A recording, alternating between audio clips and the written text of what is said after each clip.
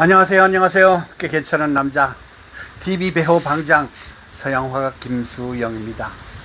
오늘의 모닝 토크쇼는요, 스포츠 얘기입니다. 그것도 아주 신나는 손흥민에 대한 이야기. 여러분, 축구 좋아하시나요? 저는요, 축구 매니아예요. 토트넘 허스퍼에 있을 때 새벽에 경기가 있으면은 자다가도 배를 올리게 만들어 놨고 꼭 손흥민 축구 경기를 봤습니다. 지금은 미국으로 옮겨가지고 LAFC라는 곳에서 축구를 시작했는데, 미국에서 지금 손흥민 선풍이 불고 있어요. 대단한 선수죠. 메시가 그 전에 아르헨티나 선수인데 미국에 갔을 때 대단하긴 했지만 그 몇 갑절 손흥민이 더 인기를 끌고 있습니다. 지금 전 미국이 손흥민 그냥 회오리 바람이 불고 있어요. 여기에 오늘 아주 신나는 뉴스가 전해졌습니다. 손흥민이 올해 노벨 평화상 후보로 올랐다는 겁니다. 놀랍지 않아요? 축구 선수가 어떻게 평화상 후보냐고요? 그건 이제 차차 이야기하기로 하고요. LAFC에 가가지고 첫 번 월급을 받았는데, 첫 번 월급이 얼마인가 하면은요, 연봉이 180억이에요. 180억. 우와, 연봉. 그 토트넘 허스퍼 있을 때도 180억을 받았다는데, 사실은 30대가 됐으니까 이제 은퇴가 얼마 안 남았으니까 그냥 미국으로 이적을 하게 되면 연봉이 한 뭐 반으로 깎인다든가 이렇게 많이 떨어진다는데, 손흥민 선수는 토트넘 허스퍼 있을 때 영국에서 받았던 금액 그대로 LAFC에서 그대로 받았답니다. 받기로 했답니다. 근데 첫 번 월급을 받고 그 돈을 우리는 옛날에 취직을 하게 되면 빨간 내복을 사가지고 엄마한테 아빠한테 갖다 주고서 저를 키워줘서 고맙습니다 하고 큰절을 올렸던 게 첫 월급 아니겠습니까? 손흥민 선수는 남달라요. 마음 씀씀이가 다릅니다. 축구 선수 챔피언이면서도 도덕과 평화와 아주 예절의 챔피언입니다. 축구 선수 중에 이렇게 착한 선수가 없어요. 왜? 그가 첫 번 월급을 받았잖아요. 그러면 그 LAFC 구단의 모든 임원, 회원, 사원, 심지어 청소부까지 돈을 똑같이 보너스를 줬답니다. 그러니까 손흥민 보너스를 준 거예요. 미국 축구단 역사상 처음 있는 일이 됩니다. 그래가지고 뭐 그 구단이라고 하면은 뭐 축구 선수만 있는 게 아니라 거기에 뭐 그냥 그 경비도 있을 거고 또 청소하는 사람도 있을 거고 또 심지어 뭐 사진 찍어가지고 유튜브에 올리는 그런 역할 하는 사람도 있을 거고 뭐 온갖 그 일꾼들이 많을 거 아니겠습니까? 그 일꾼들에게 똑같이 손흥민 보너스를 줬답니다. 얼마나 갸륵한 일이에요. 첫 번 월급을. 그래서 어떤 그 LAFC 청소부 아줌마는 그 봉투에서 이상한 통장에서 이상한 돈이 들어와 있더랍니다. 그래서 이렇게 보니까 손흥민이라는 참 이름으로 입금이 됐더래요. 그래서 그 돈을 보고서 너무 감동해가지고 자기 자식이 비싼 운동화 사달라는데 못 사주고 애를 태우고 있었는데, 그 손흥민 보너스를 받고 아들에게 그 비싼 운동화를 사줄 수 있어서 너무 기쁩니다 하고 눈물을 줄줄 흘렸답니다. 게다가 구단주 역시 기자회견을 열고 우리 구단 역사상 가장 아름답고 멋진 축구 선수가 들어왔는데 더군다나 손흥민 보너스를 다 나눠줬으니까 얼마나 기쁘겠습니까? 그래서 기자들한테 그걸 자랑을 했답니다. 그랬더니 전 미국의 뉴스 매체들이 전부 다 그걸 보도를 해가지고 미국 사람들이 감동을 막 불러일으켰답니다. 손흥민은 이래요. 영국에 있을 때도 무료 급식소도 뭐 100여 군데를 만들어서 줬고, 또 아동병원 암치료 병동 건립을 위해서 200만 달러를 비밀로 기부했대잖아요. 그리고 가난한 아이들과 노숙자를 위한 유니폼 1만 장을 사비를 구매해가지고 나눠줬답니다. 또 자신의 인상된 연봉 전액을 커뮤니티를 통해서 50개의 축구장 건설과 1000명의 유소년 코치 양성에 사용했답니다. 이건 정말 마음이 하느님 마음 아니면 부처님 마음 아니면 누가 이렇게 하겠어요. 축구 선수가 이렇게 감동적인 일을 연이어 하니까 세계에서 인기 끄는 거예요. 이번에 오늘이 지금 보자 9월 17일인데요. 내일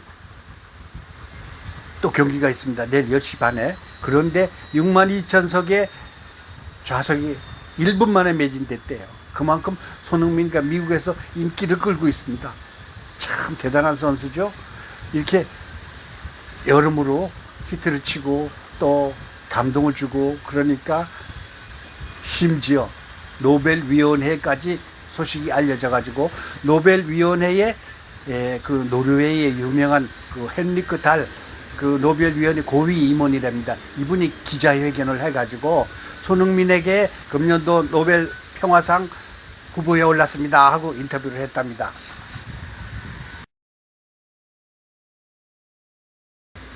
노르웨이의 헨리크 달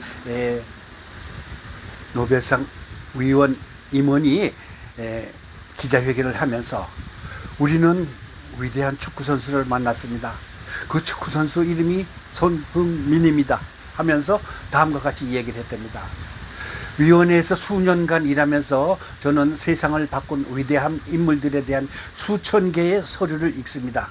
그러겠죠. 노벨상 추천을 위한 수천 개가 노벨상 위원회로 날아올 거 아니겠습니까? 그 기록을 읽었는데 인물에 대한 수천 개의 서류를 보면서 이 젊은 한국 청년이 하고 있는 것처럼 긍정적인 영향력이 그토록 즉각적이고 강력하게 펴져 나가는 경우는 단 한 번도 본 적이 없습니다. 한마디로 감동한 거예요.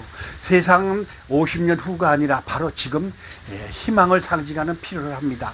그리고 개인적인 자격으로 그는 손흥민이라는 이름과 2026년 수상을 위해 지극히 진지하게 논의되고 있다는 것을 말씀드리겠습니다.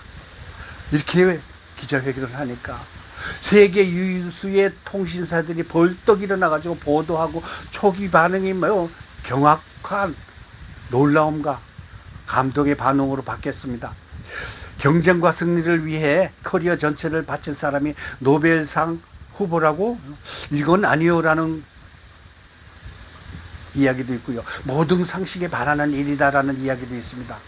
그러나 그는 다인종 통합을 이루었고요. 미국에 가서도 손흥민이 모든 문화적, 인종적 경계를 허물기 시작한 공통 언어로서 축구를 사용했답니다.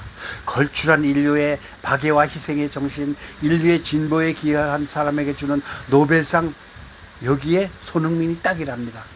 참 대단하지 않아요? 노벨상까지 받다니.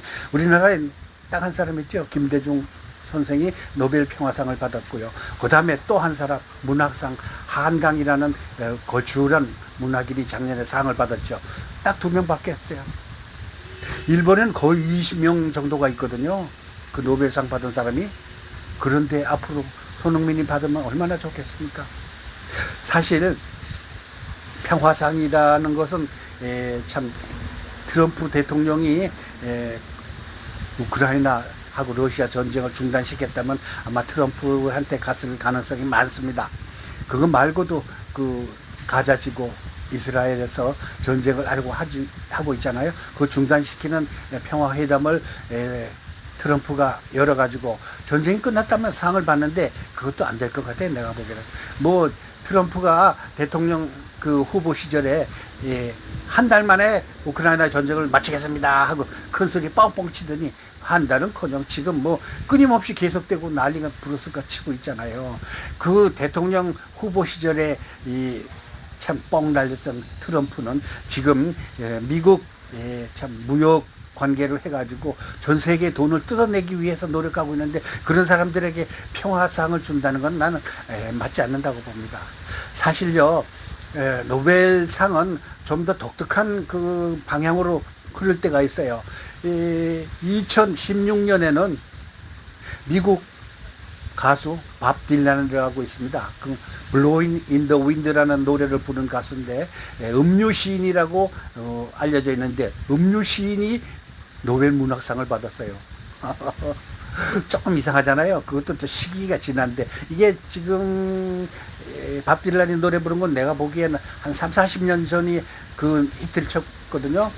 How many times must a man walk down before the 저작권 때문에 더 이상은 안 되고요. 내가 이 노래를 다 압니다. 밥 딜란 하면은 아주 그냥 조용하고요. 참 미국의 지성인다운 약간의 그 참 발라드 겸 칸츄리 겸 팝 겸 이렇게 나오는 가수인데 밥 딜란이 사실은 음료 시인이라고 시인이라는 타이틀을 가지고 있었지만 문학상을 받긴 좀 그렇잖아요. 그런데 밥 딜란에게 2016년 세계 노벨 문학상을 준 적이 있습니다. 그만큼 가끔가다 특이하고요. 또 노벨 평화상은요.